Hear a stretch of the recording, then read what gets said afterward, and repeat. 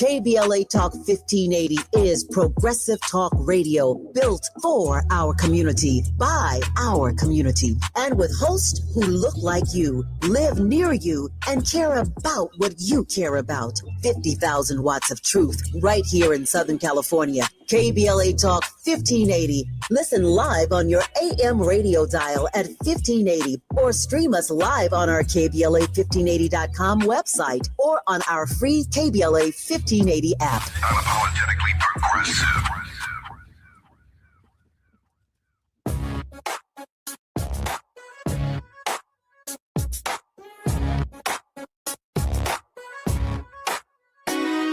The Jesse Jackson Jr. Show. Oh, oh, oh, oh, the Jesse Jackson Jr. Show. Oh, oh, oh, the Jesse Jackson Jr. Show. Oh, oh, oh, the Jesse Jackson Jr. Show. Oh, oh, come on and talk with me. Come on and listen to me. Come on and talk with me. Come on and listen to me. KBLA Talk 1580. Download the app.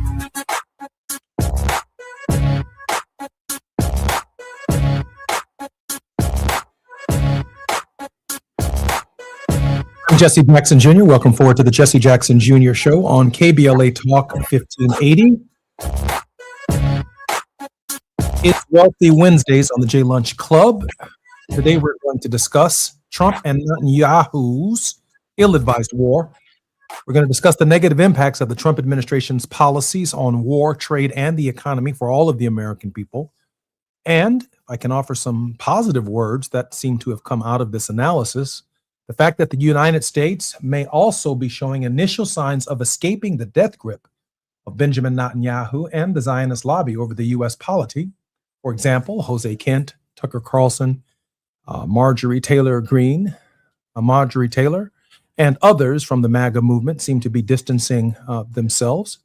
I should share with you in the first hour tomorrow, our very special guest will be none other than Tucker Carlson. Looking forward to his participation right here on the Jesse Jackson Jr. Show. The Trump administration is also in talks about rescuing low-cost carrier Spirit Airlines, and it's struggling to exit bankruptcy, according to Reuters. In this hour on Wealthy Wednesdays, our very special contributor, Dr. P.L. De Silva, who has over 20 years experience in backroom diplomacy, mediation, and negotiation, will be our guest momentarily. And of course, Dr. Kim Sipes, sociology professor in the College of Humanities, Education, and Social Sciences, takes joy in having visited 6 of the world's 7 continents. He has seen a range of socioeconomic backgrounds and living conditions across the globe, while studying labor practices and movements from the streets of The Hague to villages in the Philippines. Professor Sipes, welcome forward to the Jesse Jackson Jr. Show. Thank you, Jesse. Good to be here. I'm glad you're here, and I believe P.L. De Silva is also here. Hi, P.L. Hey, Jesse. How's it going? P.L., I'm so glad that you are here. P.L., can we begin with some of the negative impacts of the Trump administration's policies on the war, trade, the economy, and its implications for the people? So the negative implications of the war is that President Trump is not presidential, as we all know. And he is giving mixed messages. You know, he says, okay, we're going to have talks. And then he goes and blockades the Strait of Hormuz, you know, a blockade on top of a blockade, which was totally ill-advised. And I think it was General Jack Keane that first mooted this. And Trump, being Trump and clutching at straws, said, okay, yes, we are going to put a blockade on a blockade, which is totally idiotic, doesn't make any military sense. And the United States is stuck in a situation militarily, and the war is not going well. We know that the Iranians have very advanced, you know, hypersonic, intermediate, ballistic, cruise missiles and drones that they have near total domination of Israel and the US military bases, the airspace over them, so they can strike at will. On top of that, they have been spoofing in real time F-35s as well as US drones. And apparently there's a MC-4 Triton, which is one of the most expensive drones that flies at 56,000, miles above the earth, and the Iranians basically spoofed it and landed it in Iran. So they are now, they're doing reverse engineering a $200 million drone. Exactly. So all of this is not going well. And then we had the news that last Saturday that President Trump was escorted out of his own situation, tantrum, and he asked for the nuclear codes. And General Kane said, "We're not going to give that to you, sir." And of course, he had this massive tantrum, and he was continuing to shout in the West Wing for another hour or two. That's the state of affairs with regard to President Trump. And I don't think that he is the person to actually handle trade and the global economy, let alone the US economy. Things are really bad. And there's talks, murmurs that the Republicans would use the 25th Amendment because, Trump is a liability, he's erratic, and people are actually calling into question his mental acuity. So is he insane, or is he pretending to be insane? We don't know. P.O., we have just about a minute before we come forward, and I do want to ask this very quick question. What does it say to you when the Iranians refuse to attend a peace or ceasefire meeting in Pakistan with Jared Kushner, J.D. Vance, and the other gentleman who was negotiating on behalf of the United States? What does that say to you? The problem is that there is no soft touch. To do these kinds of negotiations, you need a soft touch. And Trump can't be bellicose and bombastic on the one hand, threatening Iran and blockading the Iranian ports, and then hoping to have negotiations. The Iranians do have the upper hand, And when I was in Northern Ireland, I really saw somebody who had a soft touch, and that was Senator George Mitchell. He was amazing. He was able to bring the fighting, the IRA and the UVF, the Protestant paramilitaries together, and we still have the Good Friday Agreement in place because that's what it takes. It takes careful negotiations, and Trump is actually an impediment for peace with the Iranians.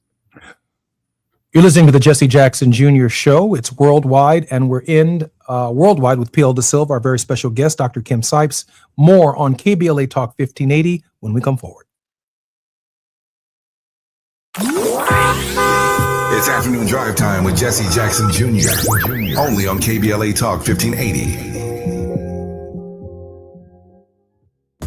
Hi, I'm Zoe Williams, host of The Voice of Reason, weeknights at 7 p.m. here on KBLA Talk 1580, with a personal invitation for you to join me and Insight.me as we present The Healing Box, live at Inglewood's world-famous Miracle Theater, Saturday evening, May 23rd at 7 p.m. Look, I understand your attachment style has been running your life like a rogue algorithm, and nobody has had the courage to press pause. Until now, Dr. Pacoya McCall and yours truly are curating a night where clinicians, spiritualists, and an all-star panel of Black woman healers like Dr. Shalonda Sunshine Crawford, Dr. Jashana Johnson, and spiritualist Precious McGill will join some amazing spoken word artists and the legendary comedian Louis Dix to diagnose, disrupt, and heal your relational wreckage in real time. Listen, bring your trauma. As a matter of fact, bring your baby mama. No, bring your testimony. And if you're still texting your ex at 2 a.m., baby, you're not just invited, you're the target demo. Tickets are moving fast, so grab yours at themiracleinglewood.com before your dating history gets flagged as a pre-existing condition. That's themiracleinglewood.com. We'll see you there Saturday, May 23rd at 7 p.m. Meet Morgan Jones. Morgan is about to step into a world unknown to most, thanks to Progressive's Renters Insurance, a place of fresh linens and turn-down service. You see, Morgan temporarily vacated her apartment and has gone to a hotel because a pipe burst in her apartment. A pipe that made her sense of reality and apartment ceiling all come crashing down. Luckily, Morgan checked into Progressive's Protection Zone. Get a quote at Progressive.com. Progressive Casualty Insurance Company, affiliates, and third-party insurers. Hey, Mom, now that I have an after-school job, I think I want to buy a drum kit. Okay, Rockstar. Let's look at your account. When kids start making money, Chase has easy-to-use tools and expert bankers to help them learn how to manage it.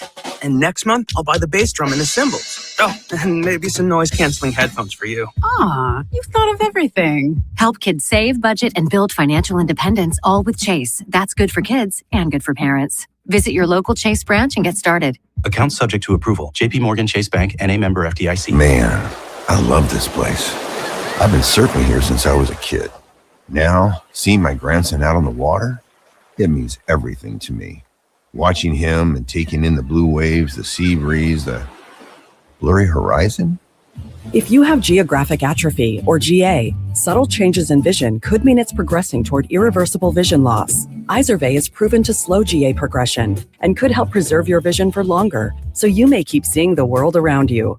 Izervay, or avacincaptad pegol, is an eye injection. Don't take it if you have an infection or active swelling in or around your eye. Izervay can cause eye infection, retinal detachment, or increased risk of wet AMD. Izervay may cause blood in the white of the eye, blurred vision, or a temporary increase in eye pressure. Do not drive or use machinery until vision has recovered after an eye injection or exam. Ask your retina specialist how you can slow your GA with Izervay. To learn more, call 1-855-IZERVAY or go to izervay.com. Paid for by Astellas Pharma. Now back to more of Jesse Jackson Jr. on KBLA Talk 1580. The Jesse Jackson Jr. Show. The Jesse Jackson Jr. Show. The Jesse Jackson Jr. Show. The Jesse Jackson Jr. Show. King Volley, drop the beat. Come on and talk with me. Come on and listen to me. Come on and talk with me. Come on and listen to me. KBLA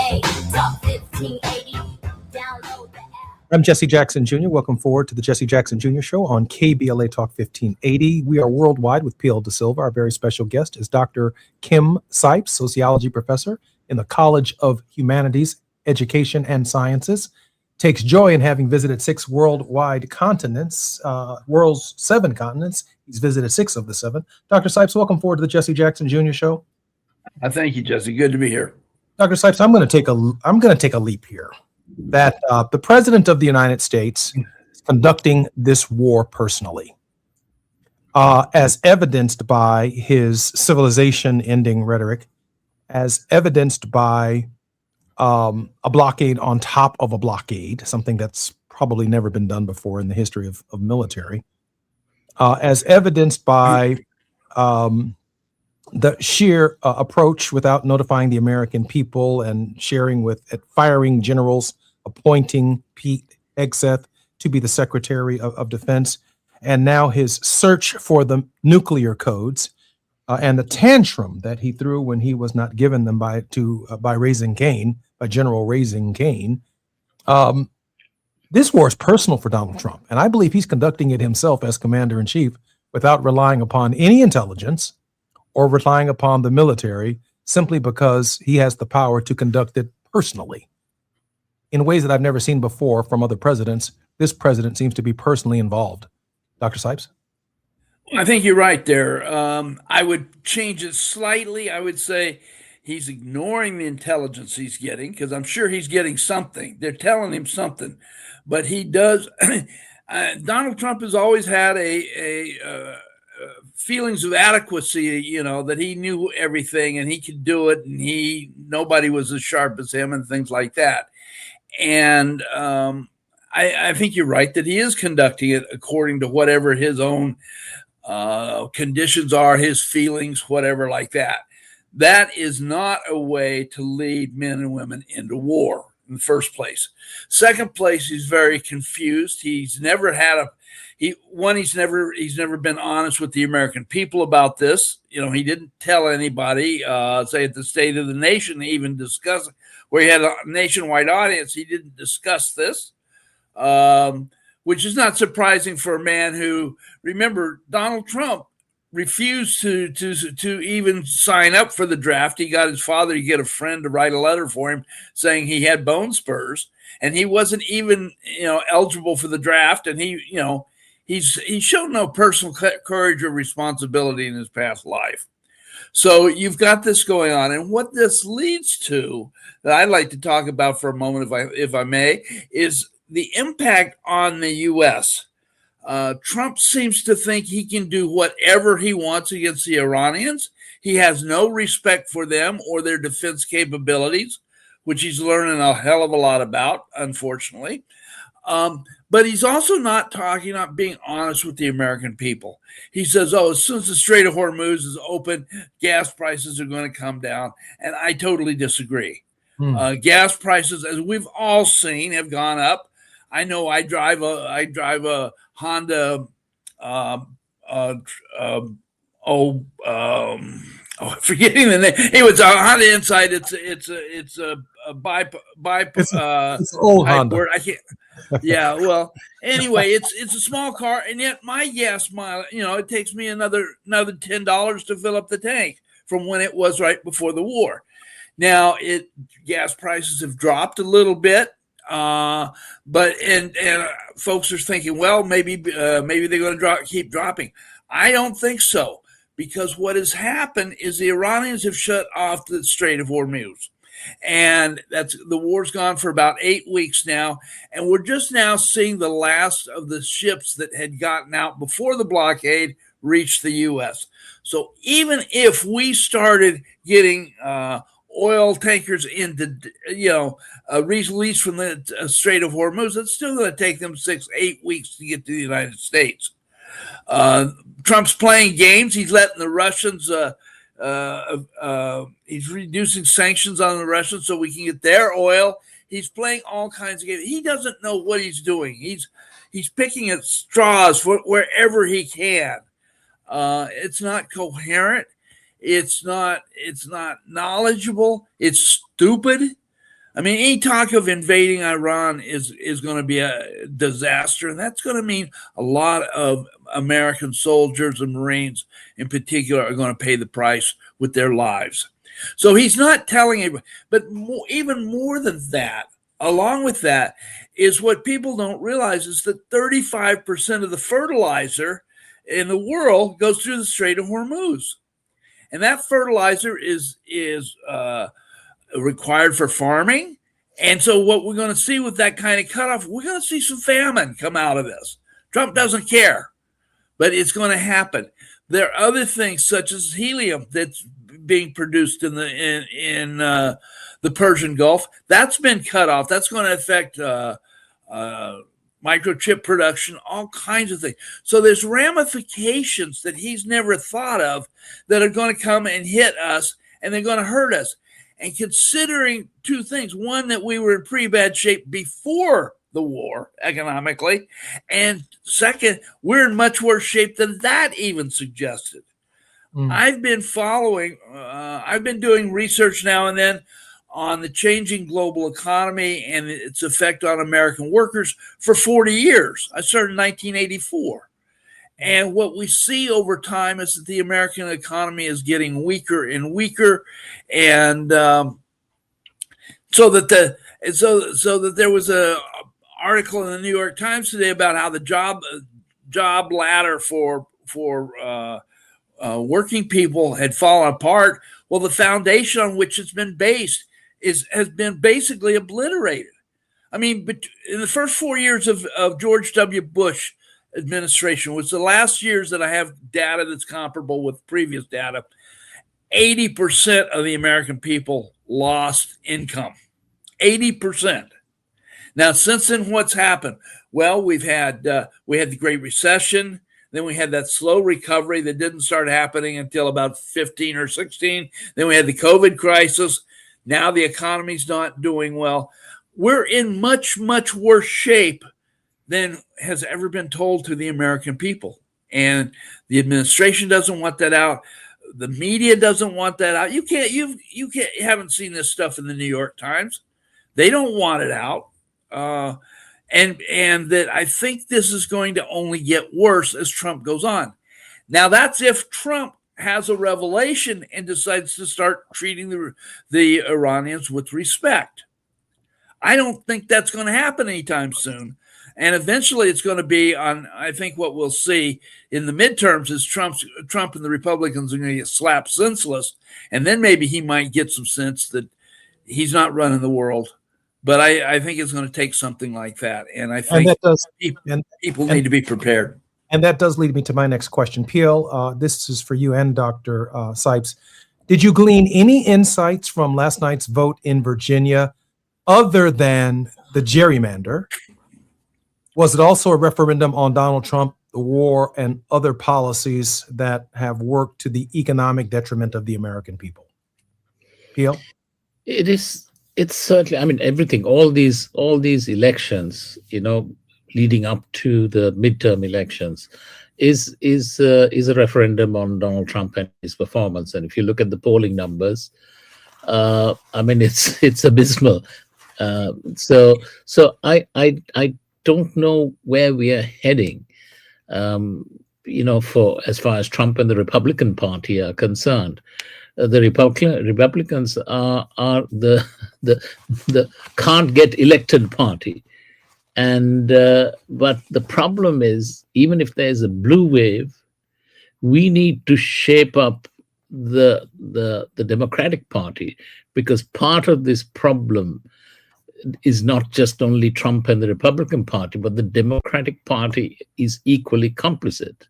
And as long as the House is not cleaned of all the interference, the big money, the super PACs, AIPAC, the Zionist billionaires, as long as we don't stop big money from controlling US elections and buying off our senators and congressmen and women, the problem for the polity, for this country's governance structure is going to remain, even if there's going to be a blue wave that's going to sweep aside Trump and the and the Republican Party. The problem is not solved. So, in short, the blue wave could be a blue disappointment if, in fact, Democrats adopt the same policies or strengthen Trump's hand in the Middle East through AIPAC and through Netanyahu and through the Zionist movement. Yes, I mean, first and foremost, the War Powers Act needs to be put in place, and he needs to be chained to a chair somewhere to stop him from doing mayhem. I mean, all this talk of getting the nuclear codes is crazy talk. So we don't want a madman in the White House. Seriously, we don't. And the sooner Trump and Netanyahu exit the global stage, the better it is for the Middle East, the Persian Gulf, America, and the world at large. Truly, I truly believe that. These people are dangerous for all of us. Professor Sipes, labor is under attack in the United States. Most recently, Pete Hegseth said he's getting the unions out of the Pentagon, and that's after requesting $1.5 trillion to strengthen the military budget. Your thoughts on the state of organized labor in the United States? Well, it's in terrible, desperate shape. The top-level leadership has basically collaborated to strengthen the U.S. empire over the last 70 years, 70, 80 years. Then when Trump finally cut out one of the funding sources with USAID, and people have been complaining that by Trump cutting that out, it cut out a lot of social services around the world, and that's true. But also through AID was the funding for the National Endowment for Democracy, as well as the top-level AFL-CIO. And the top leadership has done nothing since then. They have refused to educate or mobilize their membership. Trump wiped out hundreds of thousands of trade unions in the in the various governmental agencies. The unions have done nothing. And so one of the things that's happening is I think there's a small but growing resurgence sort of at the grassroots that there'll be a big convention for around the Journal of Labor Notes in June in Chicago out at the airport. That people are trying to find ways to reestablish the labor movement and to be willing to fight for them, because so far they've done nothing to take care of their members. So it's a matter. See, in my opinion, labor not only should take care of its members, but it also should take care of the larger community. And I have a book coming out in August called Unions, Race, and Popular Democracy, Building a Progressive Labor Movement. And this is what I'm talking about long term. Unions cannot just be for their members. We've got to be for working people in general. And because that got destroyed in 1949, that's older than I am. I'm getting up there. We have not had a labor movement. We've had a trade union movement, and it's failed. We have less than 10% of the workers in unions today. That's less than in 1900. That's how bad it is, Jesse. And the leadership has done nothing. So there are activists, and I've been one of them for over 50 years, trying to fight at the bottom up, trying to find ways to change this, to fight the institutional situation we find ourselves in. And we're still trying to do that. But that's really, an ongoing basis. Organized labor has been a traditional funding source for so many progressive organizations in this country. The NAACP, the Rainbow Coalition, SCLC, the Southern Poverty Law Center, which is now under attack by the Department of Justice. And it's outrageous given the nature of challenging white supremacy, the nature of challenging anti-Semitism in the South, that they would not have people at the Southern Poverty Law Center cooperating with the organization so that they can bring down and keep violence off of Black and Jewish people. It is outrageous that the Department of Justice would then flip the script on the Southern Poverty Law Center. And so I share your concerns about the state of our progressive movements. I'm Jesse Jackson Jr. You're listening to the Jesse Jackson Jr. Show on KBLA Talk 1580. We're worldwide with P.L. Da Silva and more with Dr. Da Silva and Dr. Sipes when we come forward. It's afternoon drive time with Jesse Jackson Jr. Only on KBLA Talk 1580.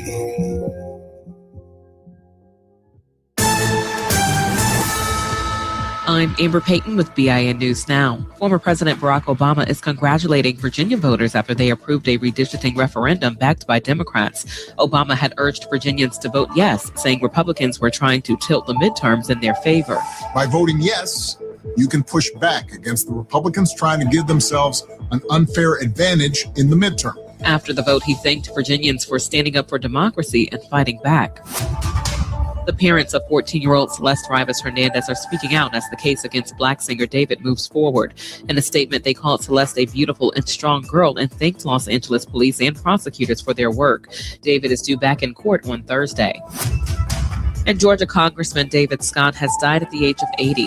Scott began his political career in the Georgia legislature and later became the first Black chair of the House Agriculture Committee. Get BIN News Now on demand 24/7 on the iHeartRadio app.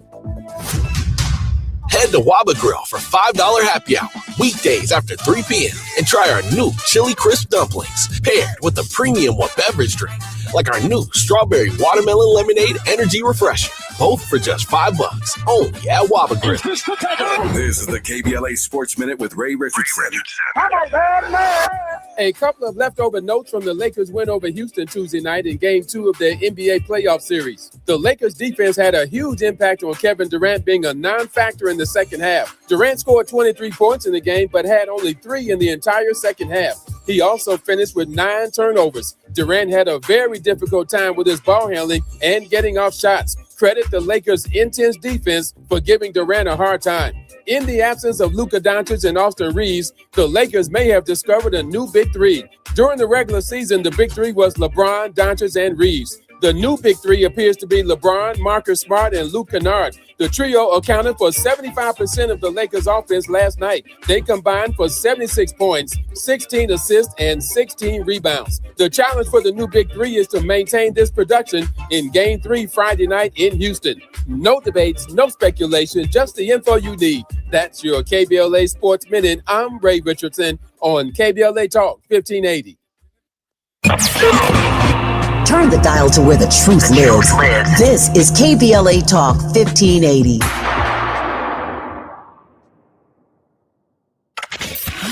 We've got a lot to talk about. Hi, I'm Zoe Williams, a.k.a. the Voice of Reason, encouraging you to join me weekdays from 7 to 9 p.m. for the world's most intriguing relationship radio roundtable. Every night, I facilitate and encourage our loyal listeners to participate in the most engaging relationship discussions you'll hear anywhere. So make it a point to rendezvous with me, Zoe Williams, the Voice of Reason, Monday through Friday, 7 to 9 p.m. Pacific Standard Time. Trust me, your relationships will never be the same. The VOR is on fire tonight. Unapologetically progressive. KBLA Talk 1580. We've got your black. When temperatures climb, LADWP wants to help you stay cool indoors, starting in your attic. With quality attic insulation, your home can stay more comfortable during hot summer days and help lower your energy bills year-round. It's a smart way to save. And for a limited time, LADWP has increased the attic insulation rebates to make upgrading more affordable. Act now to start saving. Visit LADWP.com/attic. That's LADWP.com/attic.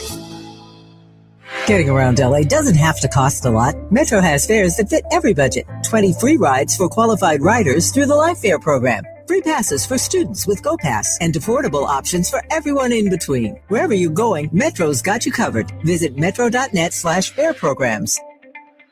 Download to see if you qualify. Not all customers will qualify. Transfer fees may apply. No Albert subscription required. Albert is not a bank. Albert Instant Loans are issued by FinWise Bank, member FDIC. Not an actual client. Terms apply. Kylie, what's wrong? I just got hit with a car repair bill. I'm behind on rent, and I feel like I can never save any money. Have you tried the Albert app? Albert is your financial assistant, helping you find ways to save and create custom budgets to actually grow your money. Plus, you can get up to $10,000 for big expenses or advance up to $1,000 fast when you need cash right away. Albert can get me up to $10,000? Exactly. Albert spots you in a pinch and helps you grow your money in the long run. I'm downloading Albert right now. Download the Albert app and use promo code BOOST to borrow up to $10,000 for whatever you need. The Albert app helps you budget better and save more money so you reach your financial goals faster. Download the Albert app right now and use promo code BOOST to borrow up to $10,000. Use code BOOST to borrow up to $10,000. It all comes down to this, folks. Yep, the entire season is on the line. But my throat has officially thrown in the towel. Sounds like you need Vicks VapoCool drops. They're max strength and vaporize sore throat pain.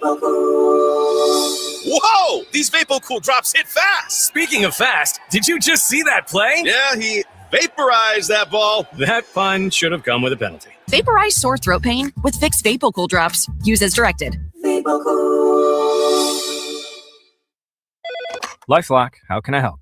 The IRS said I filed my return, but I haven't. 1 in 4 tax-paying Americans has paid the price of identity fraud. What do I do? My refund, though. I'm freaking out. Don't worry, I can fix this. LifeLock fixes identity theft guaranteed and gets your money back with up to $3 million in coverage. I'm so relieved. No problem. I'll be with you every step of the way.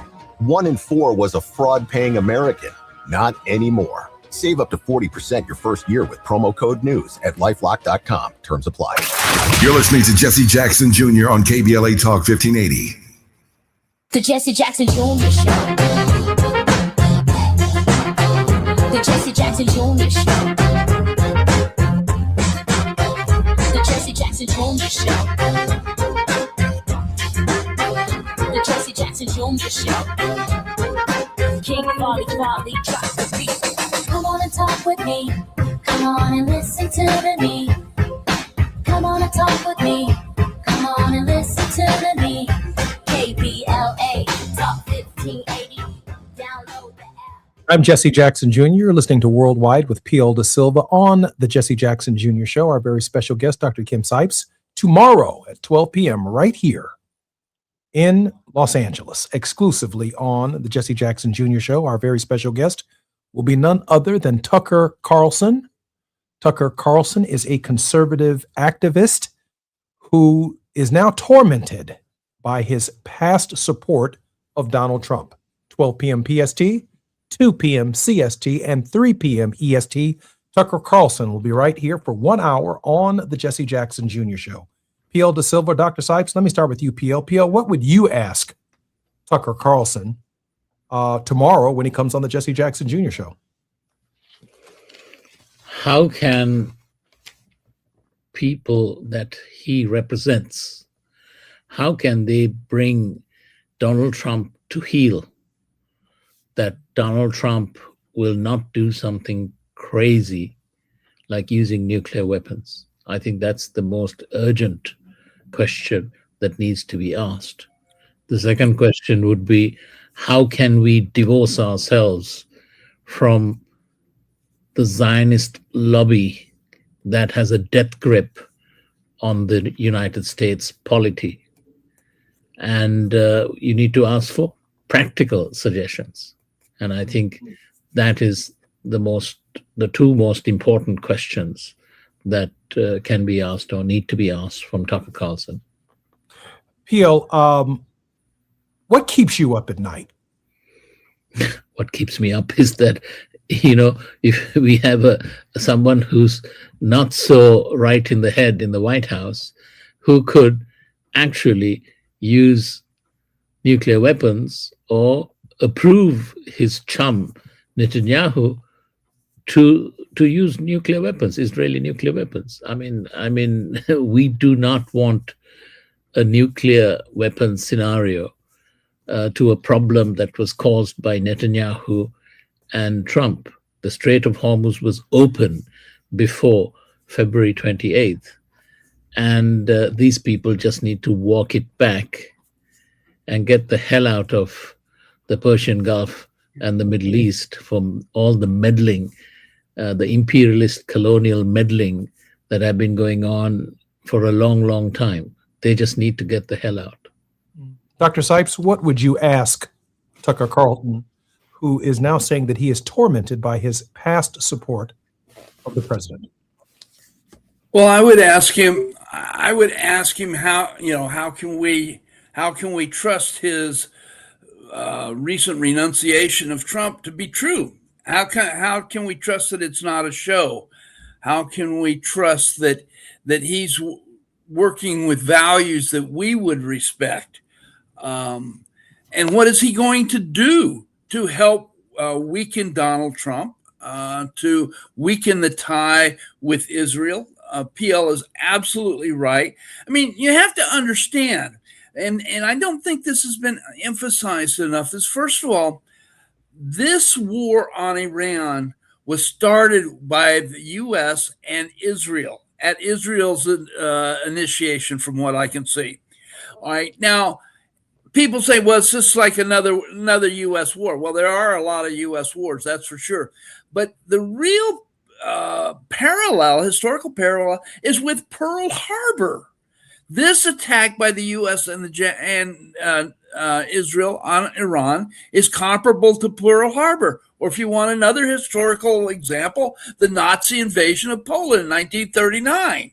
This is big time stuff. And I do believe that Netanyahu was provoking this, and Trump made the final decision to do it. They're both implicit.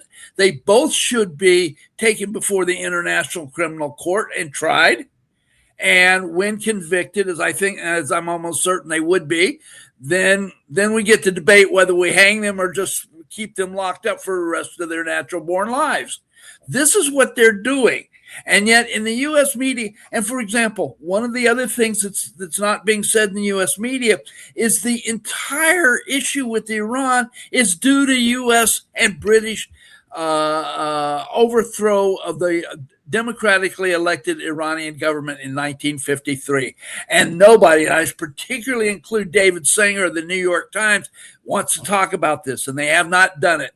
So the media has given a very false impression of this. They're saying Iran's terrible. Now, I'm not co-signing Iran's government or anything such as that. The Iranians are going to have to deal with that on their own. But I am condemning it for their international activities, and I think that we need to understand this. If the United States and Britain had not overthrown the democratically elected government of Mohammad Mossadegh in 1953, we wouldn't be having this conflict with Iran. So in other words, when the media says, well, we've had this problem for 49 years, they're referring to the Iranian Revolution in 1979. They never want to talk about the overthrow of the government in 1953. And I would like to get back to an earlier point, if I can have a couple more seconds, that PL was starting on. I think one of the things that we as a progressive movement, however defined, have to do is do everything we can to crush the Republicans at the midterms. But then also, like PL says, we have to turn around and we have to get the Democrats straight, because we can't have them doing another half-assed job. And that means we've got to renounce the U.S. idea that the U.S. is the dominant nation. We should control the world. We've got to eradicate that. That's basically, we've got to recognize we have a U.S. empire, and that's got to be torn apart because it's causing problems. And specifically, it's Israeli partners that are causing so much. I'm much more worried about Netanyahu and Israel having nuclear bombs than I ever have been for Tehran. Ever. Interesting. You know, I picked up on something and actually learned something in this dialogue, this back and forth that we're having, that when you look at this from the perspective of 93 million people in Iran, I can see the parallel between Pearl Harbor and Poland, in that if you're one of 93 million Iranian people and you are writing the history of this moment, you would have to write a chapter on the unprovoked attack. Yes. By the United States on our country. Yes. It would be whatever we celebrate on Pearl Harbor Day or whatever we celebrate as Americans as an unprovoked attack by the Japanese on our sovereignty. Mm-hmm. If I were writing the history of Iran in a history book for the Iranian people, it would include the unprovoked attack by Israel and the United States on my country. Absolutely. And our response to that attack. There's no other way to write that story. And it was 100% completely right. avoidable. It was completely avoidable. And that's one of the great tragedies. I think we just have a few seconds before we come forward, but that is stunning in its thinking, that we think we control the narrative and the outcome of the narrative, even in the context, Professor Sipes and Professor Da Silva, of this conflict. We don't control the narrative. We have a version of the narrative and a side of the narrative, but there is another narrative being written, and it does not bode well for the future relations between the United States, the Arab world, and even the state of Israel. I'm Jesse Jackson Jr. You're listening to the Jesse Jackson Jr. Show on KBLA Talk 1580. More with Dr. Sipes and Dr. Da Silva when we come forward. While you're stuck in traffic, we can at least bring you up to speed on the news of the day. You're listening to Jesse Jackson Jr. only on KBLA Talk 1580.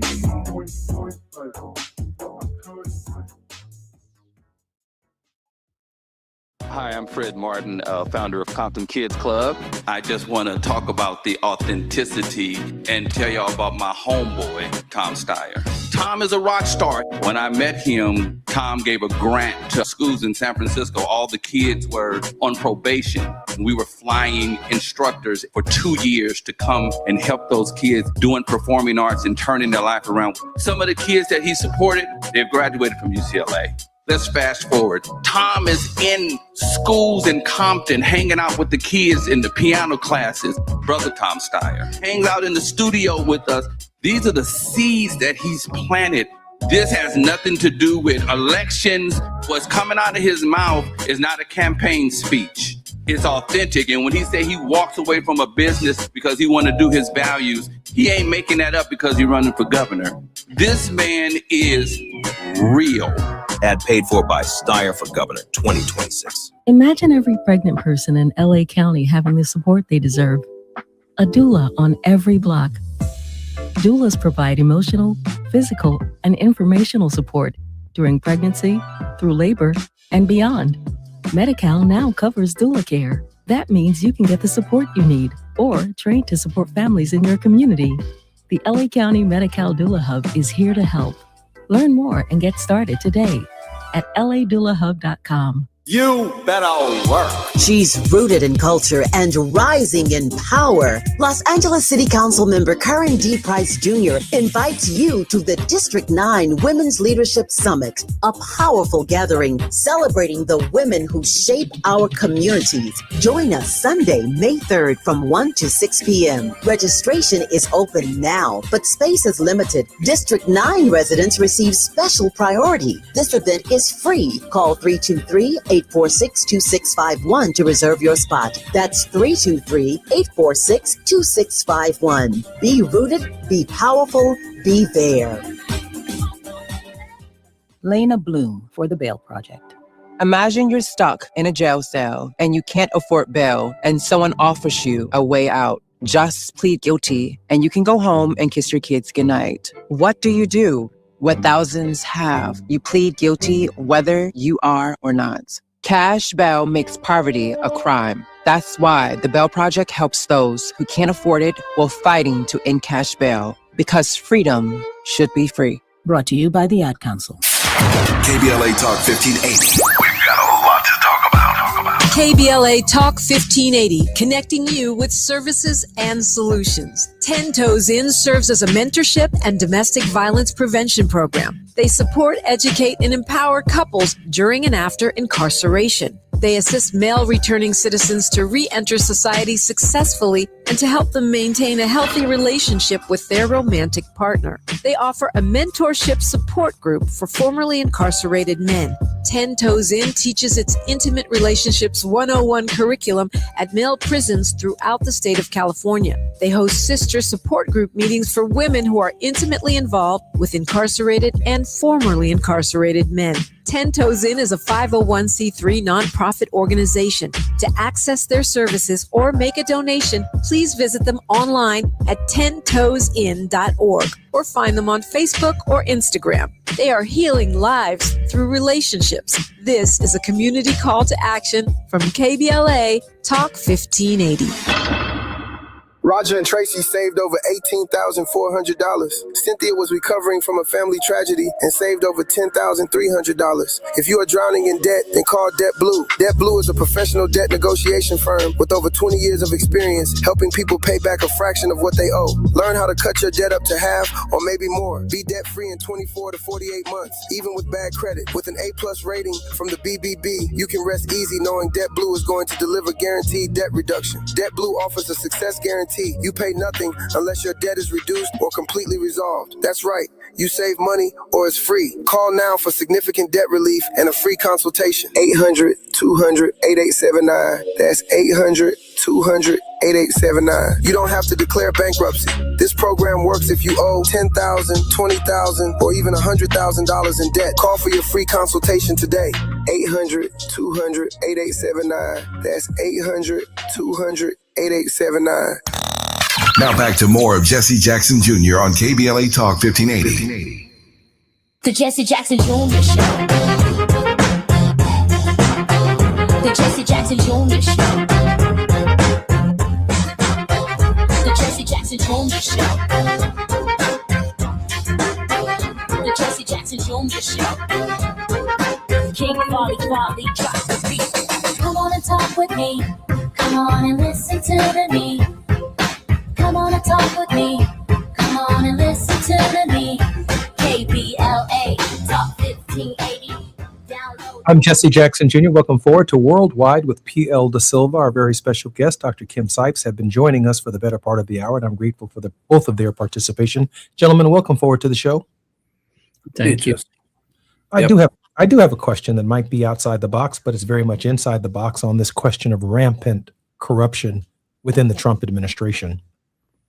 Is it right that the President of the United States can sue the Internal Revenue Service for $10 billion, and then without trial, the Attorney General, commissioners from the IRS, as well as the Secretary of the Treasury are in negotiations outside of the legal community, like to settle with the President of the United States for potentially an astronomical figure?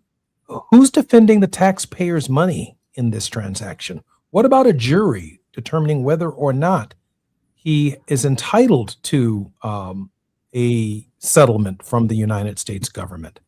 How does this work? Dr. Sipes? Well, it's just pure corruption. It's not even questionable. If nothing else, if they're going to say it's going to continue, it has to be continued until after Trump is out of office, at very least. But the whole thing's insane. And look, Jesse, the thing is, the Republican Party that supports him, which is almost all of them, Thomas Massie might be one example, not, but all these Republicans that are supporting Trump have denigrated the Constitution. They violated their oath. They have just been absolutely terrible. And that's why I want them all out of office in the midterms, because they are the ones that should be controlling Trump and keeping him within limits. And they won't do it. They have been supine. They have been useless, as a taste bud on an anus. They have just been terrible. That's awful. But it's accurate. It's accurate. Is it not? PL, behind each one of these conflicts, there's a negotiating team that goes behind every one of Donald Trump's interventions in the sovereignty of other nations, like Venezuela. Jared Kushner and the Trump boys, they tend to show up right after cutting a deal. And even the negotiators in Iran are not professional negotiators. Again, Jared Kushner. Even the negotiators between the Palestinians, this so-called Board of Peace, to build some kind of Riviera on the Gaza Strip, Jared Kushner shows up. PL, did you want to speak to the grift that is occurring and the nature of the corruption that includes the Trump family at this hour? They say the apple doesn't fall too far from the tree. So we just need to look at who Jared Kushner's father is. He's a convicted felon, like his father-in-law, who has 34 felony counts. This person should never have been allowed to run for the presidency, and I don't know what is wrong with the United States electoral system. In any other country, Trump would never have been allowed to run for office. I mean, it's totally ridiculous. And we pretend we are some great superpower, that we are some kind of great democracy. But basically, it's a bunch of crooks who have fixed the system. And now we have the robber barons sitting in the White House, raping this country and stealing the taxpayers blind. And that is what we have. And it's, Kim, yes, you wanted to say something. Well, yeah, it's even worse than that because, last year the so-called defense budget was $850 million. This year it's $1 trillion. Next year, Trump wants $1.5 trillion for 1 year for the military. So in other words, he's collapsing our economy. He's putting people out of work, and he wants them to pay more to cover the taxes, the $1.5 trillion he wants from war. This is insane. PL's absolutely right. No other country in the world would tolerate this crap. And yet we get all high and mighty, and we set the norms of the world and all that. I sure hope not. Well, these are the underlying issues in the midterms, and oftentimes we'd like to think that just regaining control of Congress is the emphasis. That's a big part of it. But the point of regaining control of Congress is to put our finger in the dike of this sieve that is leaking in our nation and in our world because we have not picked up our vote, exercised it in a way that can change the course of American history, or better yet, right this ship. This ship is out of control under the leadership of Donald Trump. And he's running the United States exactly the way he ran his real estate empire. And he has bankrupted every single company he has ever touched. PL, a final word of hope. Yeah, hope.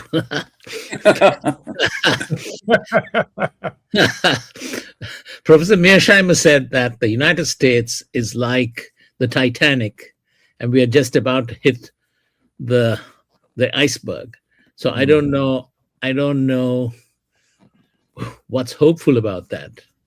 Probably that Trump is on the bridge.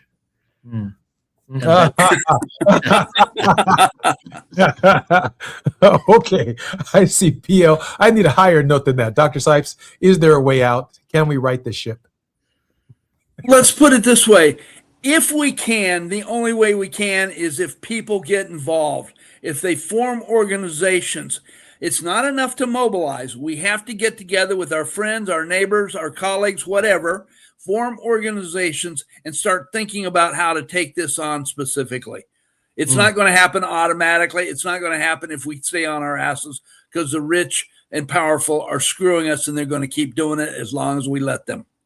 I think we're going to have to find some assistance and some help in some places that we would find unconventional. I'm glad and particularly proud tomorrow. It will be a tough day.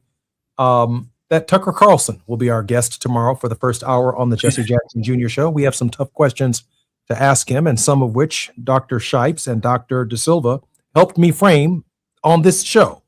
And that is, beyond the mea culpa, what can we do and what can we do together to right the ship? Is he going to go to his millions of followers and share with them, take the time to share with them that the direction and the trajectory of this nation under this leadership is not sustainable?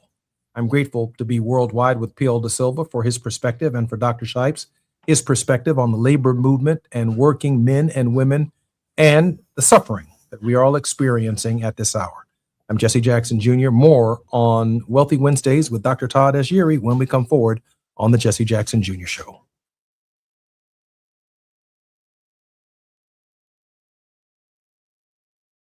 KBLA 1580 Santa Monica. I'm Amber Payton with BIN News Now. Former President Barack Obama is congratulating Virginia voters after they approved a redistricting referendum backed by Democrats. Obama had urged Virginians to vote yes, saying Republicans were trying to tilt the midterms in their favor. By voting yes, you can push back against the Republicans trying to give themselves an unfair advantage in the midterm. After the vote, he thanked Virginians for standing up for democracy and fighting back. The parents of 14-year-old Celeste Rivas Hernandez are speaking out as the case against Black singer David moves forward. In a statement, they called Celeste a beautiful and strong girl and thanked Los Angeles police and prosecutors for their work. David is due back in court on Thursday. And Georgia Congressman David Scott has died at the age of 80. Scott began his political career in the Georgia legislature and later became the first Black chair of the House Agriculture Committee. Get BIN News Now on demand 24/7 on the iHeartRadio app. Head to Waba Grill for $5 happy hour weekdays after 3 p.m. and try our new chili crisp dumplings paired with a premium beverage drink like our new strawberry watermelon lemonade energy refresher. Both for just $5 only at Waba Grill. This is the KBLA Sports Minute with Ray Richardson. A couple of leftover notes from the Lakers' win over Houston Tuesday night in Game 2 of their NBA playoff series. The Lakers' defense had a huge impact on Kevin Durant being a non-factor in the second half. Durant scored 23 points in the game, but had only 3 in the entire second half. He also finished with 9 turnovers. Durant had a very difficult time with his ball handling and getting off shots. Credit the Lakers' intense defense for giving Durant a hard time. In the absence of Luka Doncic and Austin Reeves, the Lakers may have discovered a new big three. During the regular season, the big three was LeBron, Doncic, and Reeves. The new big three appears to be LeBron, Marcus Smart, and Luke Kennard. The trio accounted for 75% of the Lakers' offense last night. They combined for 76 points, 16 assists, and 16 rebounds. The challenge for the new big three is to maintain this production in Game 3 Friday night in Houston. No debates, no speculation, just the info you need. That's your KBLA Sports Minute. I'm Ray Richardson on KBLA Talk 1580. When the story gets twisted, who's going to tell the truth? When they cut the microphones, who's still talking? When history gets rewritten, who remembers what really happened? We do. KBLA Talk 1580. Black media isn't just important right now, it's essential. Because when mainstream outlets move on, we stay. When the headlines ignore our communities, we don't. When decisions are being made that affect Black lives in our schools, our neighborhoods, our economy, KBLA is in the room. This is more than radio. This is a lifeline, a record, a rallying cry. Black stories, Black voices, Black power. The heat is on. On the air and in the culture. KBLA Talk 1580. Stay connected. Stay informed. Stay loud. Stand up!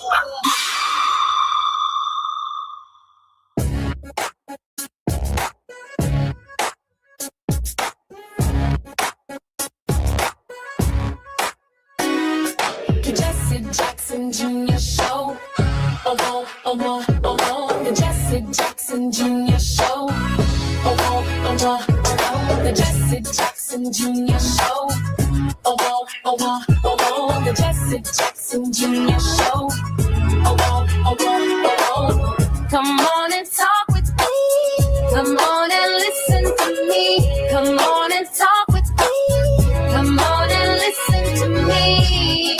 KBLA Talk 1580. Download the app.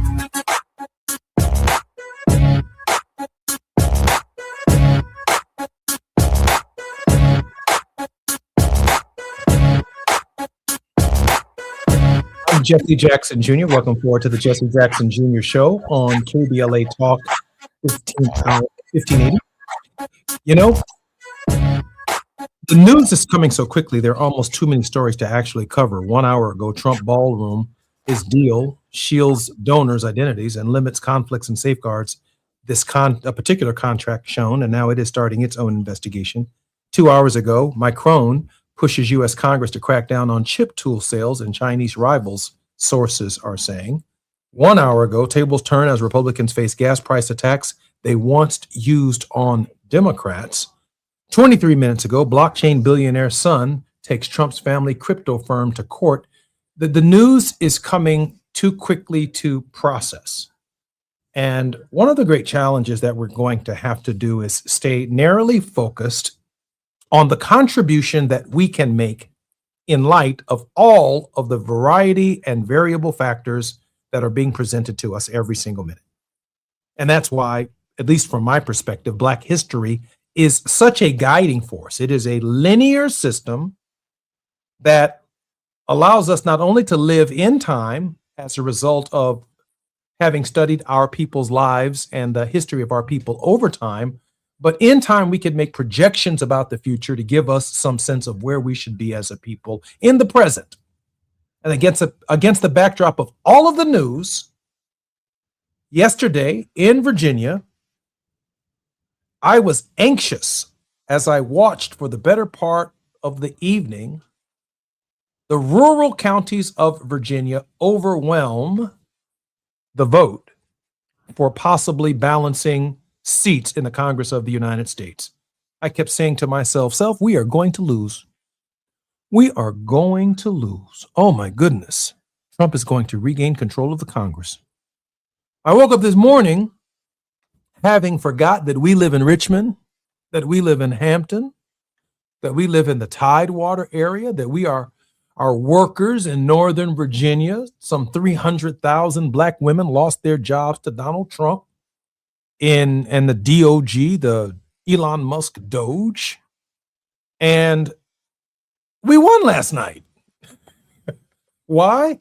Because even though they counted the rural votes first, the large municipal cities where we live came in later. And it was an overwhelming, from my perspective, Democratic victory to change the map in Virginia to give Democrats an advantage to stop Donald Trump.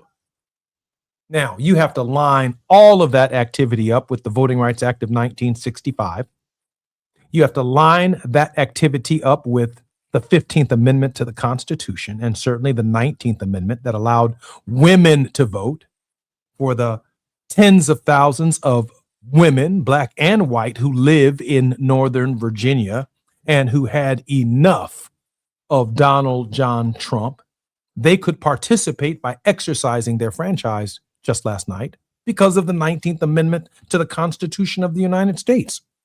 A hard-fought right that, and whose initial disagreement was over the language in the 15th Amendment, which allowed Black men to vote in 1868, but it excluded women. And therefore, a suffragettes movement began in the United States until the passage of the 19th Amendment to the Constitution of the United States. And those women last night in Northern Virginia, those African Americans last night in the Tidewater area, in Richmond, in the large municipalities of Virginia, they showed up and they showed out. And they sent a message to the entire nation that we are going to fight back. And we're going to fight back in the same arena that Donald Trump began this conflict, this mid-decennial redistricting that he began in Texas with Governor Abbott and the Republican legislature to find him four or five more members of Congress. That then triggered our governor, Governor Gavin Newsom, to fight to balance and change the map in the state of California. And then that then triggered my other governor, Governor J.B. Pritzker, to struggle and wrestle with the idea of redrawing the state of Illinois, which then triggered the governor of Maryland and other governors to wake up to the idea that we cannot afford to have Donald Trump unchecked. And we owe that in large measure to the Voting Rights Act of 1965 and to the history of our people. Now, I can go through about 20 more breaking news stories. 29 minutes ago, the U.S. set to reclassify marijuana as early as Wednesday. Axios reports. U.S. CDC will not publish report showing COVID vaccine effectiveness. 3 hours ago, Daily and Medicare plot for obesity drugs may not hurt near-term demand. Analysts say we could go on and on and on. But what matters for guiding us at this hour is not the plethora of news items, but the certainty of our history in making sure that we come together on these viewpoints to strengthen our community, which include and are not limited to saving our democracy. Make no mistake about that. So grateful in the last hour that P.L. De Silva and Dr. Sipes joined me because our very special guest tomorrow in the first hour, and by the way, you ought to be sharing this program right now on all of your social media platforms. Hit the share button on your Facebook page. Our very special guest tomorrow will be Tucker Carlson. Tucker Carlson is one of the architects of the right-wing MAGA movement. I've known Tucker for many decades, kind of surprised by a lot of the political activity I've seen over the last 10 years. But Tucker is now having a buyer's remorse, and he's joining a large cadre of people that we need to welcome in our coalition in order to work towards 270 electoral votes to rebuild our nation, trust in our government and our system. I'm Jesse Jackson Jr. You're listening to the Jesse Jackson Jr. Show on KBLA Talk 1580. More when we come forward on Wealthy Wednesdays with Dr. S. Todd Eury.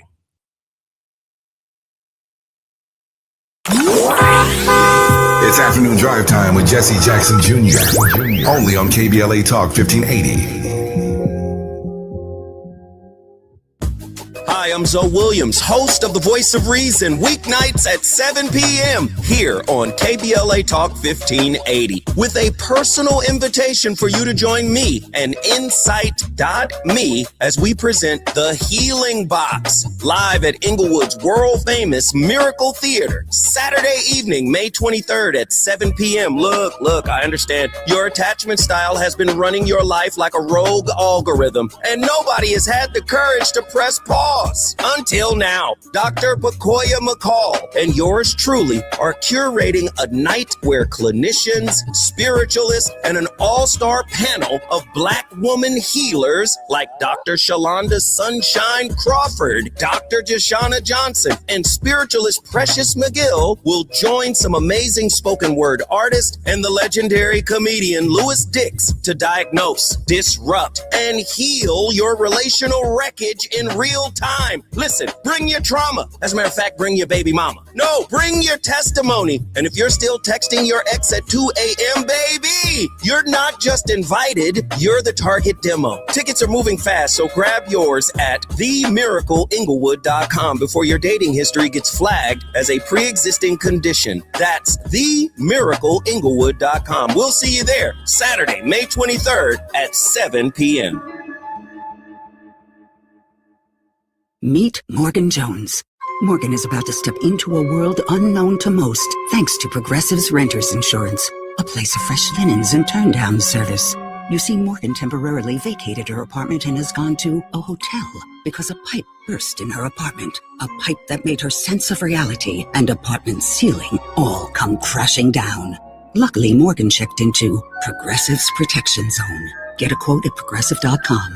Progressive Casualty Insurance Company, affiliates, and third-party insurers. Hey, Mom, now that I have an after-school job, I think I want to buy a drum kit. Okay, Rockstar. Let's look at your account. When kids start making money, Chase has easy-to-use tools and expert bankers to help them learn how to manage it. And next month, I'll buy the bass drum and the cymbals. Oh, and maybe some noise-canceling headphones for you. Aw, you've thought of everything. Help kids save, budget, and build financial independence, all with Chase. That's good for kids and good for parents. Visit your local Chase branch and get started. Account subject to approval. JP Morgan Chase Bank, N.A. member FDIC. Now back to more of Jesse Jackson Jr. on KBLA Talk 1580. The Jesse Jackson Jr. Show. The Jesse Jackson Jr. Show.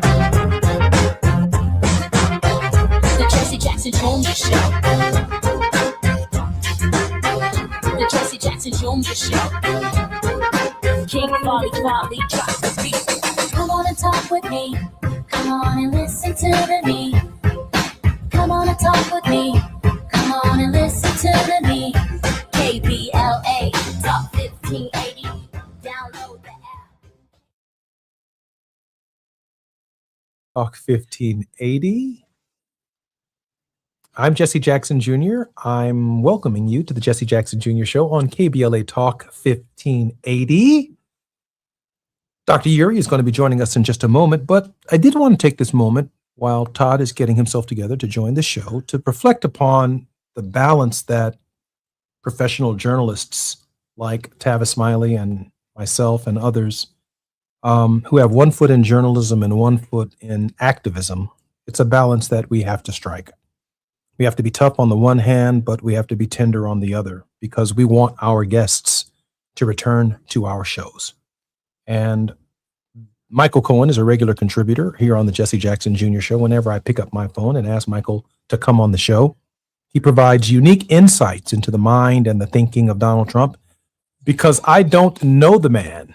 I don't know the man. I have to talk to people who know the man to find out the ways in which he thinks so that I can report or share with you our best possible analysis on what we're dealing with here. And Tucker Carlson is one of those guys that I've had the privilege of knowing for several decades, maybe 3 decades now. We disagree on a lot of things, but Tucker's going through a little struggle right now, buyer's remorse over the question of Donald Trump. He has been a vocal supporter of Donald Trump, having campaigned for him in multiple campaigns and campaigned for conservatives around the country. But now he is publicly proclaiming some buyer's remorse about the president and his administration, the direction of the administration, the direction of our country and the world. Got some tough questions for Tucker, but I also want the latitude from our listenership that I want Tucker to come back on our program. So I don't do gotcha moments on the Jesse Jackson Jr. Show. That's not the point. The point is the journey. The journey. You were here. How did you get here? And how did you get here? The point is the journey.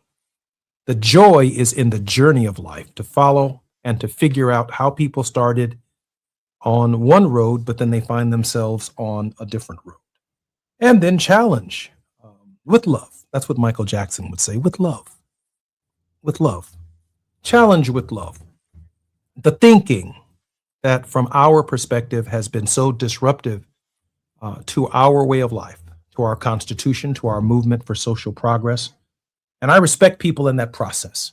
That's the Congress that I had the privilege of serving in with Henry Hyde, who I disagreed with on critical issues, including the treatment of women and their concerns for their own body. There was a amendment that Henry Hyde supported called the Hyde Amendment that restricted federal funding for women to make choices about their own bodies.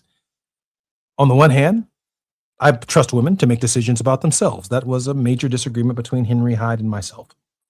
But if there ever was a member of Congress who, along congressional delegation trips, invited Congressman Mel Watt to travel the world from Rome, Paris, Africa, Europe, London, China, Japan, the person who invited me to develop a worldview, Henry Hyde. I love that about him. He showed me the world. When I got to the Congress, I had seen a significant part of the world, being the son of Jesse Jackson and having traveled around the world with my father, but to have traveled with someone who I was a colleague with, and oftentimes on the opposite side of issues, beyond the issues that we debated on the floor of the Congress, we developed a friendship. And in the final analysis, saving our country, rebuilding our union, rebuilding the people's faith in the Constitution, it's going to require people from different walks of life capable of discussing forgiveness, capable of discussing redemption, capable of holding each other accountable. All of these things matter. All of these, I think P.L. De Silva would call all of these soft power items that have nothing to do with jerking someone around or trying to embarrass somebody or trying to humiliate them or to score points on somebody. How did you get from where you were to where you are? What did you see along the way? Why is it, as Tucker says today in the newspapers, he is tormented by his past support of the President of the United States? I'd like to discuss with him what's keeping him up late at night. Why is he so tormented?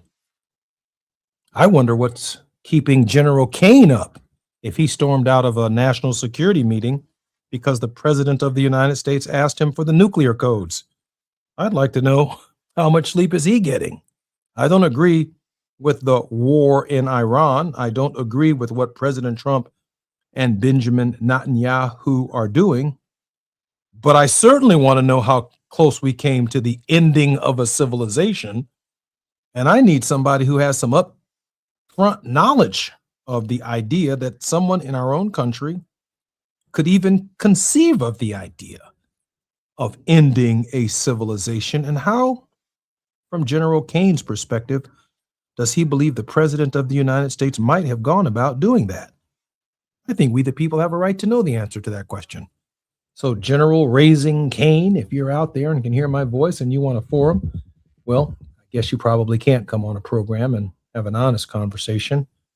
Better yet, you probably would have an honest conversation, but you'd have to be allowed to have an honest conversation. I get it. But I'm looking forward to our guest tomorrow. Our guest will be Tucker Carlson, right here on the Jesse Jackson Jr. Show. He's one of the architects of the MAGA movement, one of the architects of the country's drift to the right. Some of the things that Tucker has said are obviously very, very challenging to us all. But I believe in second chances. I believe in hearing people out. That does not mean I agree with everything I'm going to hear. And he's not going to agree with everything that I'm going to say. But we're human, and we can listen to each other and talk about these issues and work our way through these issues together. I'm so looking forward to our conversation tomorrow with Tucker Carlson and the Democrats. The Democrats are fighting back. I was watching Hakeem Jeffries just a few moments ago. He warns Florida that the GOP, that the new map will backfire. And the language that he used, which is language that I wouldn't use, but it's right here in the Hill. He says, F around and find out. House Minority Leader Hakeem Jeffries warned Republicans today that efforts to redraw the Florida congressional map will backfire on the GOP. Speaking to reporters in Washington, D.C., Jeffries noted that Democrats have already flipped several seats in the local elections around the Sunshine State in recent months. With that in mind, he directly challenged Florida Governor Ron DeSantis to move ahead with his plan to redraw the state map, predicting it will only help Democrats flip control of the lower chamber in November. Now, this fight that we are in right now over redistricting, one of the architects of this fight is Tucker Carlson. We need to know what he was thinking, how he was thinking. And I'd like to, of course, raise some questions about the Voting Rights Act of 1965, because there has never been a shortage, at least since the beginning of the Republican Party, founded in 1854 in Ripon, Wisconsin, and Abraham Lincoln became their first nominee for president in 1860, and he was elected president of the United States after having run a campaign to stop the expansion of slavery into the western states. And of course, the Democratic Party of 1792-93 of Thomas Jefferson laid the foundation for the two-party systems that we have today. But one of the modern architects of the MAGA movement, today's Republican Party, is Tucker Carlson. And to find out what they're thinking, why they're thinking that, and what role we are going to play in bringing these Americans back home to the fold, to respecting constitutional government, respecting constitutional processes, civility in the Congress of the United States and in our public and private institutions. What are we going to do to bring the temperature down in this, our 250th anniversary of our deeply troubled experiment? What are we going to do? We can't do it alone. We're going to have to do it together. And we're going to have to reach out into deep space and deep places that we will be uncomfortable in. And in those deep places, in those deep spaces, we are going to meet some people who are only going to see us simply as strangers. And that's who we have to be in this moment. Strangers. There'll be some of us who can muster up the courage to bring people back together. I'm receiving another news account that Iran attacks 3 ships in the Strait of Hormuz as Trump indefinitely extends the ceasefire. And so there's trouble in our world. There's trouble in our politics. There is trouble up and down our national discourse. And we are going to have to find a way to bring the people together. This news item is particularly shocking because U.S. President Donald Trump said on Tuesday, just yesterday, that the U.S. is indefinitely extending its ceasefire with Iran a day before it was to expire, as new rounds of peace talks in Pakistan was on hold. Iran acknowledged a ceasefire extension, but didn't say Tehran was ready to extend or to attend new rounds of talks, state TV said on Wednesday. Iran's Revolutionary Guard, in turn, has fired on 3 ships in the Strait of Hormuz today, throwing efforts to end the war further into question. The Guard seized 2 of the ships and was bringing them to Iran. And according to Iranian media, earlier Trump said the U.S. would continue to blockade Iranian ports, setting the stage for continued disruption and traffic in this critical waterway. U.S. forces today boarded an oil tanker previously sanctioned for smuggling Iranian crude oil in Asia, the Pentagon said Tuesday, as it puts into place a global warning to track down vessels tied to Iran and to Tehran. The tanker is the second vessel linked to Iran that has been interdicted by the U.S. military. Iran's Foreign Minister Abbas Araghchi on Tuesday called the U.S. blockade a breach of the ceasefire. Therefore, the United States is no longer just blockading Iranian ships in the Strait of Hormuz. Wherever there is an Iranian ship engaged in international commerce, that warning right there seems to suggest that they are prepared to carry that out anywhere on planet Earth. So much for a ceasefire, if in fact, as we hear out of one ear the idea of a ceasefire, we must also recognize that this war is becoming global, and it has been global as it impacts energy costs, cost of living, affordability from one end of the globe to the other. I'm thinking in this moment about moral leadership. And that is a leadership that anticipates from the decisions that it makes, what the consequences of those decisions will and should be. It's hard to imagine that the President of the United States gave the kind of thought necessary to anticipate how war in Iran might actually impact someone's prescription drug prices, or someone's quality of life, or how much more we might have to pay at the pump. It's just hard to imagine that in the moment that he gave that kind of reflection, as previous presidents who were thoughtful gave to the idea that this particular conflict is one that is worth reflecting upon, and certain actions are not worth taking, because whatever action the U.S. government takes has consequences and ramifications for people in some of the strangest and oddest places, like at a gas pump, like in a hospital, like the price of pharmaceuticals going up.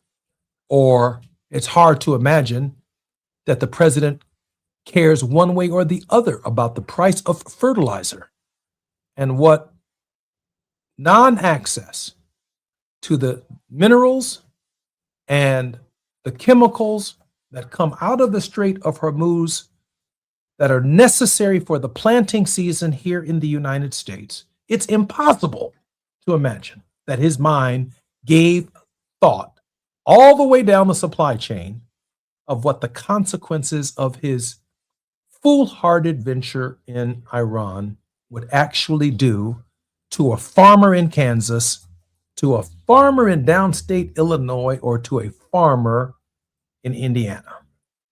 His mind doesn't work that way. He thinks he can go in, he thinks he can come out. He couldn't be more wrong. I'm Jesse Jackson Jr. You're listening to the Jesse Jackson Jr. Show. More on KBLA Talk 1580 when we come forward.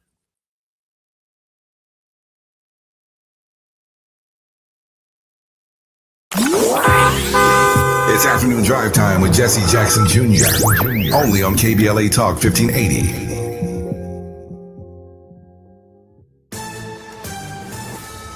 I'm Amber Payton with BIN News Now. The White House says gas prices will come down once the war with Iran ends. I think gasoline prices will come back to where they were or perhaps lower. Treasury Secretary Scott Bessent made the comment Wednesday, while Energy Secretary Chris Wright recently suggested prices may not dip below $3 a gallon until 2027. The Illinois African Descent Citizens Reparations Commission is holding a public hearing in Chicago this weekend focused on justice for Black Illinoisans descended from American slavery. The event will center on a report examining the lasting harm caused by slavery across generations. And Black Memphis, Tennessee Mayor Paul Young has proposed an $898 million city budget with no new tax increase and a 2% pay raise for city workers. Most of the budget goes toward personnel costs, with the largest share funding fire and police. Get BIN News Now on demand 24/7 on the iHeartRadio app. Head to Waba Grill for $5 happy hour weekdays after 3 p.m. and try our new Chili Crisp dumplings paired with a premium beverage drink like our new Strawberry Watermelon Lemonade Energy Refresher. Both for just $5 only at Waba Grill. This is the KBLA Sports Minute with Ray Richardson. A couple of leftover notes from the Lakers' win over Houston Tuesday night in Game 2 of their NBA playoff series. The Lakers' defense had a huge impact on Kevin Durant being a non-factor in the second half. Durant scored 23 points in the game, but had only 3 in the entire second half. He also finished with 9 turnovers. Durant had a very difficult time with his ball handling and getting off shots. Credit the Lakers' intense defense for giving Durant a hard time. In the absence of Luka Doncic and Austin Reeves, the Lakers may have discovered a new big three. During the regular season, the big three was LeBron, Doncic, and Reeves. The new big three appears to be LeBron, Marcus Smart, and Luke Kennard. The trio accounted for 75% of the Lakers' offense last night. They combined for 76 points, 16 assists, and 16 rebounds. The challenge for the new big three is to maintain this production in Game 3 Friday night in Houston. No debates, no speculation, just the info you need. That's your KBLA Sports Minute. I'm Ray Richardson on KBLA Talk 1580. Where the overlooked become unmissable, this is KBLA Talk 1580.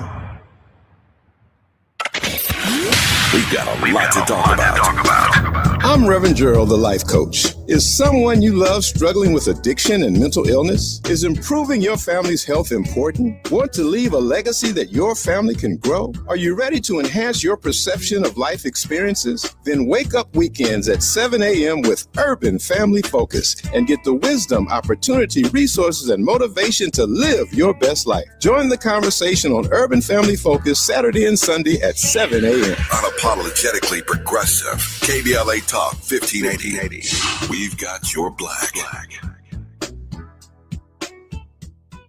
Download to see if you qualify. Not all customers will qualify. Transfer fees may apply. No Albert subscription required. Albert is not a bank. Albert Instant Loans are issued by FinWise Bank, member FDIC. Not an actual client. Terms apply. Kylie, what's wrong? I just got hit with a car repair bill. I'm behind on rent, and I feel like I can never save any money. Have you tried the Albert app? Albert is your financial assistant, helping you find ways to save and create custom budgets to actually grow your money. Plus, you can get up to $10,000 for big expenses or advance up to $1,000 fast when you need cash right away. Albert can get me up to $10,000? Exactly. Albert spots you in a pinch and helps you grow your money in the long run. I'm downloading Albert right now. Download the Albert app and use promo code BOOST to borrow up to $10,000 for whatever you need. The Albert app helps you budget better and save more money so you reach your financial goals faster. Download the Albert app right now and use promo code BOOST to borrow up to $10,000. Use code BOOST to borrow up to $10,000. My mom has decided to learn to paint, and she's good.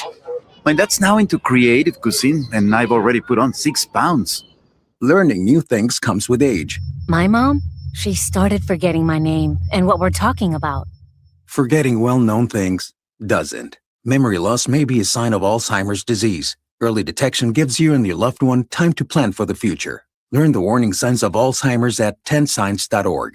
Brought to you by the Alzheimer's Association and the Ad Council. Paid for by government. The 1986 to 2021 United States Silver Eagle, the first ever U.S. silver dollar minted in 99.9% pure silver and is the best-selling coin in the world. These original and historic silver dollars have ceased production forever. They will never be minted again. For a limited time only, full pound bags of original U.S. government-struck silver dollars are being released to the public. You can own a full pound of original U.S. silver dollar coins featuring Lady Liberty and the heraldic eagle, never to be struck again. Guarantee. Call now to secure original United States Silver Eagles by the pound. The first U.S. silver dollars ever to be struck in 99.9% pure silver. Plus, receive a free bonus, an American Collector's Pack valued at over $40 and free shipping with every order. Call 1-800-560-6468 now to secure your full pound bag of United States Silver Eagle coins before they are gone. That's 1-800-560-6468. Man,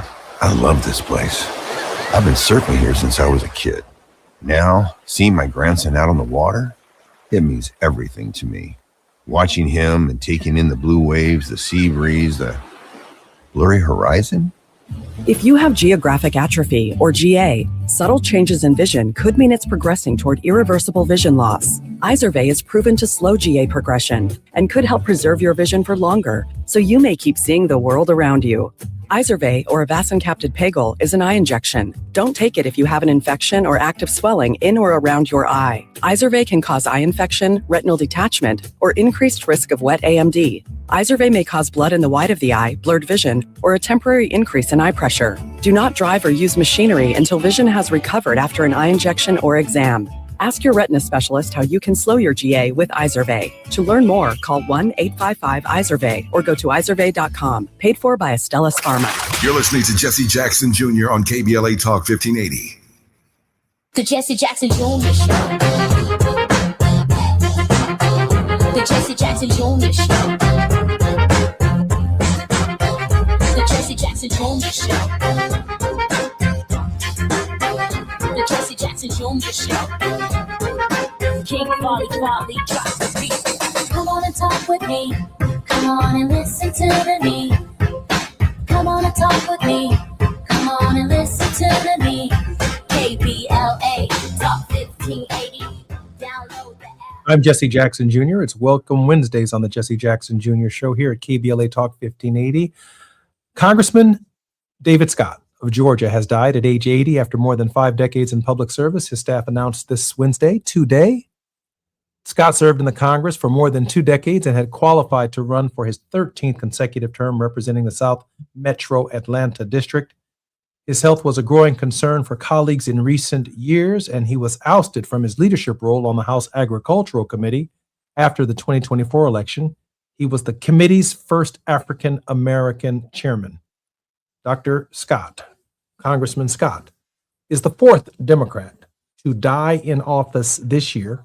1 Republican has died in office this year, raising questions once again about the aging member of the Democratic Party's leadership. David Scott was 80 years old. God bless him, and may his memory be a blessing to us all. Dr. Uri, welcome forward to the Jesse Jackson Jr. Show. Dr. Todd Uri is both a preacher and a pastor. He has 1 foot in the pulpit, another foot in the community and in the courtroom. I'm grateful that Dr. Uri is here with us on the Jesse Jackson Jr. Show. Todd, welcome forward. Okay, Todd is not here right quite yet. He'll be right back in just a moment with a technical difficulty. I think Todd is coming in right now. Dr. Uri, welcome forward to the Jesse Jackson Jr. Show. Todd, how are you? I'm good. You mentioned something about me being a preacher and a pastor, and then all of a sudden the line dropped. I'm not sure if that's a sign, but always good to. I don't know if that's a signal, but we will see. Hopefully you're well, and I'm actually in Atlanta. I did hear the news about Congressman Scott's passing, and so there's a noticeable sense of sadness amongst folks who live in the metro area, who are very familiar with his lifetime of service. And so we certainly are praying for his family and his constituency. Absolutely. David was a great man. I had the privilege of serving with him when I was in the Congress of the United States, and a dedicated public servant, a genuine human being, very funny guy, but also very serious and very grateful for the life that he lived. More than 5 decades in public service, not 5 decades in Congress, but he's served in a number of offices before coming to the Congress of the United States and being elevated to the chairman of the House Agricultural Committee as its first African-American chairman. Our respects and our condolences to the Scott family. It's going to be a big, big service down in Atlanta, Georgia. Dr. Yeri, tomorrow in the first hour of our program, our very special guest will be Tucker Carlson. As you know, Tucker Carlson is one of the architects of the MAGA movement.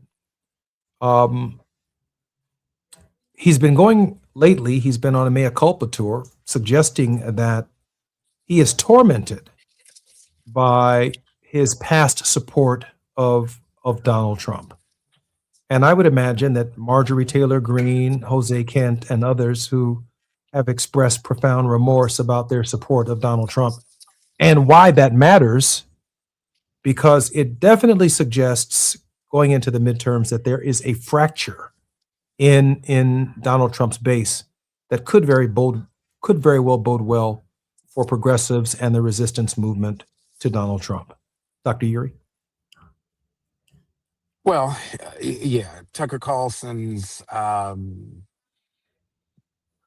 guess, enlightenment has come the hard way through the recognition and the realization of what many of us kind of sensed was much like we saw with the Tea Party as a prior iteration.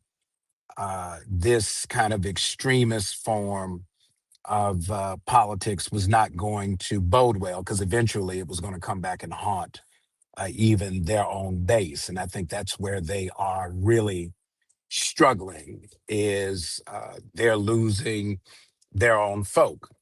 Now, whether or not that bodes well for progressives is the Democrats have the same kind of challenge just from the other side of the aisle, right? There's no real sense of a clarity of vision that says these are the principles that inform how we make policy, how we do politics that matters to the people. And so I think we are looking at two sides of the same coin. It will be very interesting, and I'm going to be clearing my calendar to listen, to hear what Tucker has to say, because he's got an audience. He has a base. He has a constituency, probably one that is, as formidable as we've seen in many, many years. You probably got Joe Rogan that has one as well. Yeah, I want to hear what his take is on where things are, and really I want to hear what principles should be advanced to change the narrative about this kind of regressive politics that seems to have the nation in its grip and the masses in this stupor. But the kudos to you for having the conversation. I'm going to be all ears. Reverend Yeri, when you talk about these principles that need to be elevated that could potentially bring people together, from your perspective, what do they sound like? Well, let's start with the basics, right? Human dignity is a human right, right? We cannot deny someone's personhood simply because we don't agree with some aspect of how they approach life, right? Maslow's hierarchy is still somewhat uniform, right? Safety and security needs. Do communities have enough food? Do they have the essentials to be able to be in a place where they can pursue thriving? If we're going to talk about meritocracy as a base for how you move up the aspirational ladder, we cannot under-resource communities that are already stressed and expect that somehow or other they're going to be, as we've heard, I guess, competitive. And so the principles, I think, go to affirming just the the reality of what it means to be a person, right? The first three words of the preamble of the Constitution is "we the people." Well, people has not just an ideological meaning, it actually has a legal meaning. And we've got to make sure that we're affirming the personhood of everybody and not just those we agree with. Yeah, I would agree with that. I hadn't given much thought to the idea that so much of our politics is actually an attack on the idea of personhood, the idea, and this is unusual. I think I've not seen in my years of conscious political engagement the demonization of a person's humanity. There was always the civil discourse was always driven by an interest in communicating with everyone and hoping that you got the most votes from everybody, a plurality of votes from people who were listening, but it didn't come at anyone else's expense. And my sense is that the demonization of people is something that absolutely has to stop. And that'll be really interesting to hear Tucker's response. I'm Jesse Jackson Jr. More on KBLA with Dr. S. Yeri when we come forward.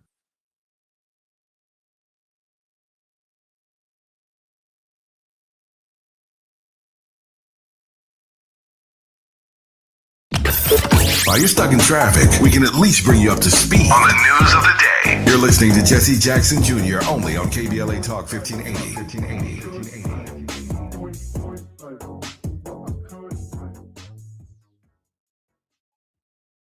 Lots of places can expose you to identity theft. Oh no. That's why LifeLock monitors hundreds of millions of data points a second for threats to your identity, which is way more than anyone can do on their own. If we find anything suspicious, like new loans or changes to your financial accounts, we alert you right away, all through text, phone, email, or the LifeLock app. Get the alerts that could make all the difference. Save up to 40% your first year with promo code NEWS at LifeLock.com. Terms apply.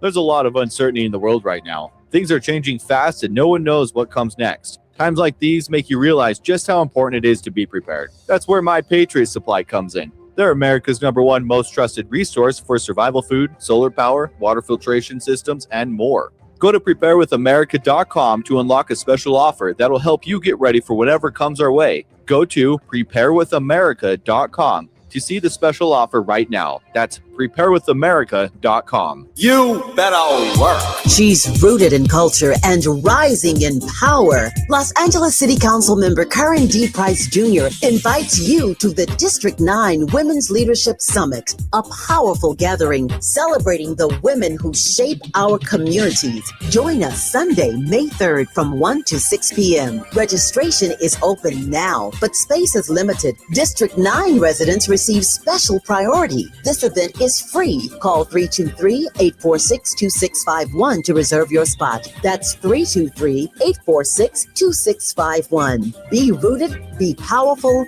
be there. Getting around LA doesn't have to cost a lot. Metro has fares that fit every budget. 20 free rides for qualified riders through the Life Fare program. Free passes for students with GoPass and affordable options for everyone in between. Wherever you're going, Metro's got you covered. Visit metro.net/fare programs. Indeed presents hires you can't afford to get wrong, like a cybersecurity engineer at a publicly traded company. We've been hacked! They're through our firewall! How is that even possible? They got my password. Please don't tell me your password was password. It's actually password 1. This is a job for sponsored jobs. This is what happens when you don't sponsor your job on Indeed. Next time, get matched with quality candidates with Indeed sponsored jobs. Visit Indeed.com/hire now and sponsor your job today. Small businesses are the heart of America. But you don't have to go it alone. As the nation's largest nonprofit resource of expert business mentoring, SCORE has helped millions of entrepreneurs build their businesses for free. Get the connections, education, and guidance you need with SCORE. We're ready to help. Find a mentor today at score.org. Got the In a world full of noise, one station keeps it real. KBLA Talk 1580, where the conversation goes deeper, the voices sound like yours, and the issues that matter most to our community take center stage. Progressive, powerful, unapologetically us.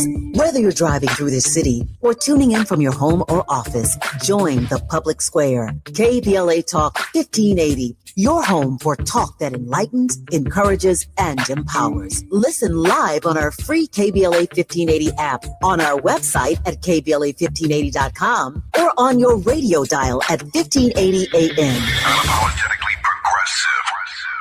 If you have unfiled taxes or are in debt to the IRS, this is important news.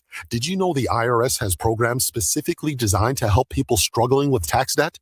Powerful tax assistance programs that can save you thousands if you qualify. No one knows these programs better than the experts at Optima Tax Relief, America's most trusted tax resolution firm. A-rated by the Better Business Bureau, their award-winning tax attorneys and licensed professionals have resolved over $3 billion of tax debt for their clients. One call to Optima can start the process, helping to put an end to your worries about wage garnishment, asset seizure, and other aggressive IRS actions. Find the best options to solve your tax problems. Call the experts at Optima Tax Relief today for a free consultation. Call 800-919-9077. 800-919-9077. 800-919-9077. Optima Tax Relief. Some restrictions apply. For complete details, please visit OptimaTaxRelief.com. Now back to more of Jesse Jackson Jr. on KBLA Talk 1580. The Jesse Jackson Jr. Show. The Jesse Jackson Jr. Show. The Jesse Jackson Jr. Show. The Jesse Jackson Jr. Show. King Folly drops the beat. Come on and talk with me. Come on and listen to the me. Come on and talk with me. Come on and listen to the me. KBLA Talk 1580. Download the app. I'm Jesse Jackson Jr. Welcome forward to the Jesse Jackson Jr. Show. It's Wealthy Wednesdays, and we are joined with none other than Dr. S. Todd Yeary, who will be back in just a moment. But before he does, I want to continue our conversation on the principles that we should elevate in our discourse tomorrow with Tucker Carlson, who will be our guest for the first hour of the Jesse Jackson Jr. Show tomorrow, right here exclusively on KBLA Talk 1580. If you are traveling in Chicago right now on I-90 or 94 going north from 130th Street, there was a sanitation truck on top of a flatbed bed at the 130th Street exit that did not make it under the bridge. And you can only imagine right over there by that little fire department, there is a massive buildup right here in the city of Chicago. For those of you who are Chicago listeners, avoid the Bishop Ford Freeway from 130th Street going north. It's probably backed up all the way to 179th Street. Avoid the Bishop Ford Freeway. I'm Jesse Jackson Jr., listening to the Jesse Jackson Jr. Show. But if you are on the 405, the 101, the 10, the 5, the 110, and the 118, we've been talking with Dr. S. Todd Yeary about our very special guest tomorrow in the first hour, Tucker Carlson, one of the architects of the modern MAGA movement, who is struggling with buyer's remorse. He says he is tormented by his past support of the President of the United States. Todd, in addition to the reestablishment or the recognition of our personhood, we the people, what are the principles in terms of returning to the nation to some civility, some levels of civility, some levels of our ability to hear what our neighbor is seeing and saying and not dismiss them? Might Tucker Carlson help elevate in this moment where we have really shut out the other side? We just don't want to hear it anymore. How do you make inroads? And maybe you'll have to dive into your theological teachings here. How do we make inroads for people that we want have dismissed, but also have dismissed us?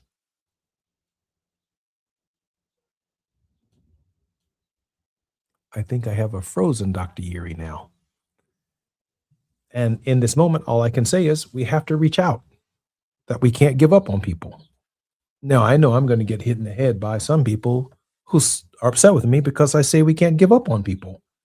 But it's something just that basic, that we have to provide forums for people to express and for people to feel the spirit energy or your genuine sense of who you are and who you are trying to be your best self.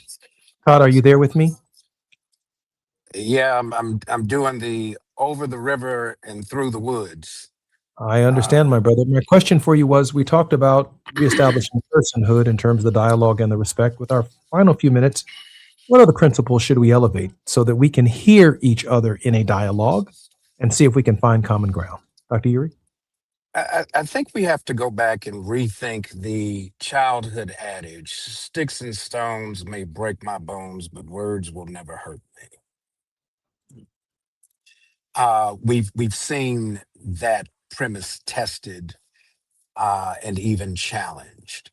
That the way we have discourse in a free society is we have a conversation around ideas and ideals, and it's not to use that space to dehumanize one another, but really to try to, as the text says, as iron sharpens iron, so does one person sharpen another. That when we come out of our most difficult debates over what's necessary to advance the cause of decency and personhood, it should make us sharper and better, not more hostile toward one another. And I think that Tucker Carlson has an opportunity to use his words to reaffirm the notion that my value should not be driven by what my transactional contribution is for somebody else's benefit. We had value before there's this conversation. We have worth before we have to go out and somehow prove that there's some market assessment of what we bring to the table. Bringing the fullness of who we are authentically as we are actually puts us in a position to have those kind of necessary conversations to strengthen the fabric of who we are and where we're going, so that we can have decency and dignity at the core, at the foundation of the difficult conversations that every society must have. But if we're not able to do it without tearing each other down, then a house divided against itself cannot stand, it will not stand. Todd, it's really interesting that you would say that, because when I was in public life, I never took or understood that when I quote unquote lost, L-O-S-T something, a vote, that somehow I was less worthy. I still felt like the nation was going forward because you still respected my point of view. You even attempted to accommodate my point of view. Maybe you accepted my amendment to a bill, or maybe you at least heard my argument and it lost in committee under the Appropriations Committee under amendments that I lost. And there were a sufficient number of amendments that I offered that were accepted. But at no point in time did I ever feel like I wasn't part of the process, that I was somehow, simply because I'm in the minority, that I was not part of the destiny of America. And I sense from some of the rhetoric, even coming from the Democratic camp, including rhetoric I heard from Hakeem Jeffries, who is really in a battle for his speakership, even as we speak, that some of the language that's coming out is reflective of okay, you've treated us like we've lost. We're going to win, and you're going to see what it feels like to be treated like a loser, or like we are the victor. I don't sense that when the nation enters into a new Congress, that the new Congress itself sees itself as pulling the entire nation forward and not just factionalism within the country. Todd, we have about 45 seconds. I apologize for that. No, I mean, that's important. Compromise should never be a bad word, right? Particularly if we reach compromise, a meeting of the minds based on mutual understanding and appreciation for who we are together. And let's continue to have those conversations. Difficult though they may be, they're necessary if we're going to remain a free society. I'm Jesse Jackson Jr. You've been listening to Wealthy Wednesdays with Dr. S. Todd Yeary on the Jesse Jackson Jr. Show. Tomorrow in our first hour, our very special guest will be none other than one of the architects of the MAGA movement, Tucker Carlson. More on KBLA Talk 1580 when we come forward. I look forward to seeing and hearing from everybody tomorrow. KBLA 1580 Santa Monica.